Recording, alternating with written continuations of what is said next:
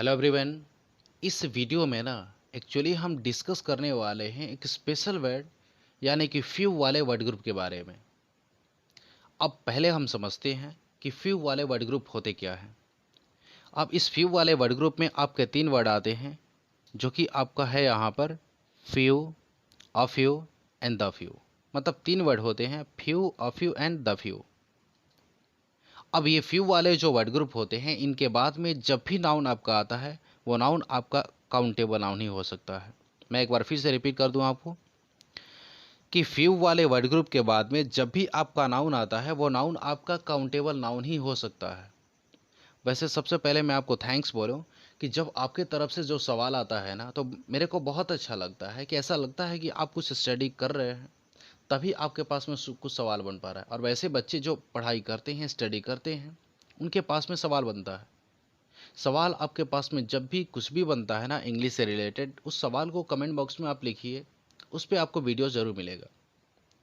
अब देखिए इसको हम आगे बढ़ते हैं। सबसे पहले तो हमने ये समझा कि फ्यू वाले वर्ड ग्रुप के बाद में यानी कि फ्यू हो, अ फ्यू है एंड द फ्यू हो, इन तीनों वर्ड के बाद में जब भी कभी नाउन आएगा ना तो वो नाउन सिर्फ आपका काउंटेबल नाउन ही हो सकता है। मतलब तीसरा कोई कुछ नहीं आ सकता है। अब देखिए इसको हम आगे बढ़ते हैं। सबसे पहला वर्ड आपका है फ्यू वाले वर्ड ग्रुप में से, ए नंबर है आपका फ्यू। वैसे फ्यू एक स्पेशल वर्ड है जिसका निगेटिव मीनिंग होता है। मैं फिर पहले आपको बता दूं, मैं डिस्कस कर दूं कि फ्यू वाले वर्ड जो मतलब फ्यू जो वर्ड होता है ना, इसका निगेटिव मीनिंग होता है। इसका अर्थ होता है नगण्य यानी कि नहीं के बराबर। सबसे पहले मैं आपसे डिस्कस कर लूं कि निगेटिव मीनिंग को बनाने के लिए कुछ वर्ड्स आपको जो पता है, जैसे नो और नॉट, नेवर, मतलब कुछ ऐसे वर्ड्स हैं जो आपको पता है कि कौन से निगेटिव वर्ड हैं। अब निगेटिव ये वर्ड है, लेकिन इनके अलावे कुछ ऐसे भी वर्ड होते हैं जिनका आउटर अपेयरेंस निगेटिव सेंस का नहीं होता है, लेकिन इनका हिडन सेंस, इनका यूजेस निगेटिव मीनिंग में होता है। जैसे उसमें से फ्यू है। अब फ्यू का सेंस यानी कि फ्यू का यूज कभी भी होगा ना तो ये सेंस निगेटिव मीनिंग को लेकर आता है। अब देखिए एक सेंटेंस से हम समझते हैं इसको। दिया है कि she cannot help you with the pain. अब समझिए क्या बोला है, सेंटेंस क्या बोला है, समझिएगा यहाँ पर ध्यान से। फ्यू का यूज करना है, फ्यू निगेटिव मीनिंग को रखता है, इतना ध्यान रखिएगा। यानी कि she cannot help you with the pain, वो आप कलम से आपकी मदद नहीं कर सकती है। कहने का मतलब क्या है यहाँ पर कि वह आपको कलम नहीं दे सकती है। बिकॉज, क्योंकि सी हैज़ फ्यू पेन्स, क्योंकि उसके पास कलम नहीं के बराबर है यानी कि नहीं है। मतलब आप समझ सकते हैं कि फ्यू का यूज़ कभी भी होता है तो नेगेटिव मीनिंग रखता है। दिया है यहाँ पर देख देख सकते हैं यहाँ पर बिकॉज, क्योंकि सी हैज़ फ्यू पेन्स, फ्यू का मतलब निगेटिव मीनिंग के सेंस में, यानी कि उसके पास कलम नहीं है। और जब उसके पास कलम है ही नहीं तो इसीलिए वो आपको कलम दे नहीं सकती है। अब इसके मतलब देखिए वर्ड फिर से रिपीट कर दें हम। वैसे फ्यू जो वर्ड होता है ये निगेटिव मीनिंग को लेकर आता है, यानी कि समझ सकते हैं इसका अर्थ नॉट के सेंस में यानी कि नहीं के सेंस में है। यानी कि वह कलम से आपकी मदद नहीं कर सकती है क्योंकि उसके पास कलम नहीं के बराबर है, यानी कि नहीं के सेंस में नहीं है। एक और एग्जांपल को हम देख लेते हैं। देखिए यहाँ पर क्या है। अब फ्यू को जब यूज करते हैं हम सेंटेंस में तो ये समझिएगा कि निगेटिव मीनिंग होता है। यहाँ पर जैसे दिया है फ्यू पीपल आर हैप्पी। समझिए यहाँ पर few people are happy at your decision.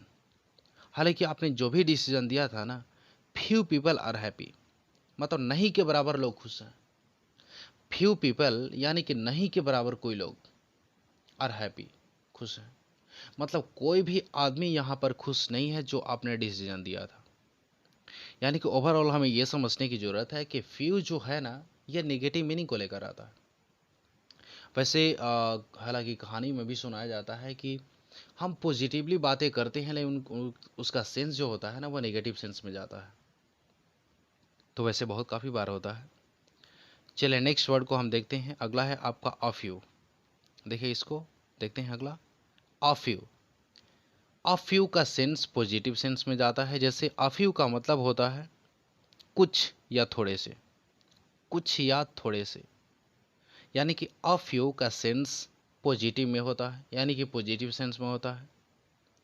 Few का अर्थ निगेटिव सेंस में और ए फ्यू का अर्थ पॉजिटिव सेंस में, जिसका अर्थ होता है कुछ या थोड़े से। जैसे a few students secured more than 80% marks. अब क्लासेस में कभी ऐसा तो होता नहीं है कि सारे बच्चे 80-90% मार्क्स लेकर आते हैं, ऐसा तो होता नहीं। क्लास में अगर 100 बच्चे हैं ना, तो सारे बच्चे 80% से ज़्यादा मार्क्स नहीं लेकर आते हैं। उसमें से 5, 10, 15 ऐसे लोग बच्चे ही सिर्फ बहुत अच्छे रिजल्ट को लाते हैं, बहुत काफ़ी मतलब अच्छे मार्क्स को लाते हैं। तो बोला गया है कि अ फ्यू स्टूडेंट्स, यानी कि थोड़े से, यानी कि कुछ स्टूडेंट्स, कुछ ही छात्र सिक्योर्ड मोर देन 80% मार्क्स, मतलब कुछ ही छात्र 80% से ज़्यादा नंबर लाए हैं। मतलब कुछ ही के सेंस में, यानी कि पॉजिटिव सेंस है, कुछ छात्र हैं। अब संख्या बहुत काफ़ी बड़ी नहीं है, लेकिन बहुत काफ़ी कम है, यानी कि कुछ ही हैं। यानी कि ऑफ यू जो है ना, ये पॉजिटिव सेंस को लेकर आता है। अब एक और एग्जांपल से हम समझ लेते हैं। देखिए यहाँ पर क्या दिया है, दिया कि a few persons can speak English in our society.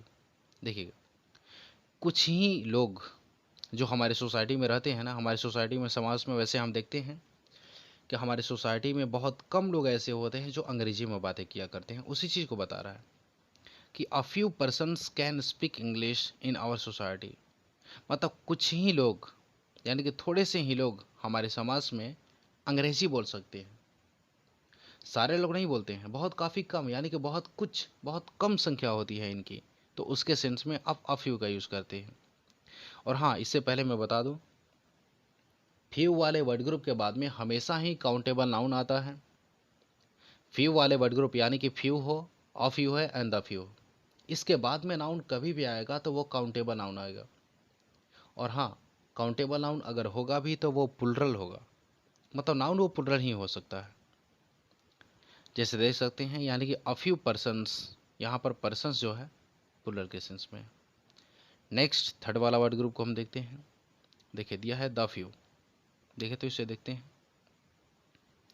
The few का अर्थ होता है जो भी थोड़ा सा वो सब, यानी कि बहुत काफ़ी अधिक नहीं है, बहुत ज़्यादा नहीं है, लेकिन जो भी थोड़े से है ना वो सब, जो भी कुछ है वो सब। देखिए the few books she had, यानी कि उसके पास में बहुत काफ़ी किताब नहीं है, लेकिन जो कुछ थोड़े से, जो भी कुछ बुक्स उसके पास में थे ना, they are taken by the thief, यानी कि वो सब चोर ले गए। अब देखिए होता क्या है, समझिए, सेंस को समझिएगा कि उस लड़की के पास में बहुत सारे बुक्स तो नहीं थे, लेकिन जो भी थोड़े से बुक्स उसके पास में थे ना, जो भी 2010 बुक्स थे उसके पास में, वो सारे सब चोर लेके चले गए, मतलब सब चोरी चला गया। तो इस मतलब इसका द फ्यू का यूज़ ये होता है, इसका यूज़ उस सेंस में होता है कि बहुत ज़्यादा नहीं, लेकिन जो कुछ थोड़ा सा है, जो कुछ है ना, वो सब के सेंस में हम द फ्यू का यूज़ करते हैं।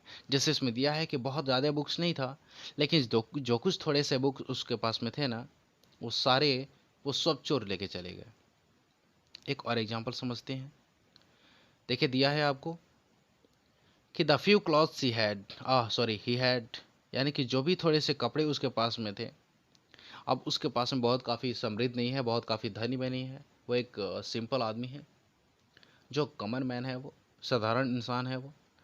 तो बहुत काफ़ी कपड़े तो नहीं थे उसके पास में, लेकिन जो कुछ थोड़े से कपड़े उसके पास में थे ना, वेयर बेंट इन फायर, वो सब कुछ आग में जल गए। जितने सारे थे वो सारे आग में जल गए। देखिए, चलोगे, थैंक यू। और हालांकि उम्मीद है कि आपको समझ में बहुत अच्छे तरीके से आया है। देखिए, अगर आपको कोई भी चैप्टर, कोई भी टॉपिक अगर आप देखते हैं, पढ़ाई करते हैं, अगर आपको कहीं भी कभी भी इंग्लिश के बारे में अगर डाउट होता है, तो उस डाउट को आप कमेंट बॉक्स में लिखिए। उस पे डेडिकेटेड आपको वीडियोस ज़रूर मिलेगा। इससे आप अपने नॉलेज को एनहांस कर सकते हैं। ठीक है, चलोगे, थैंक यू।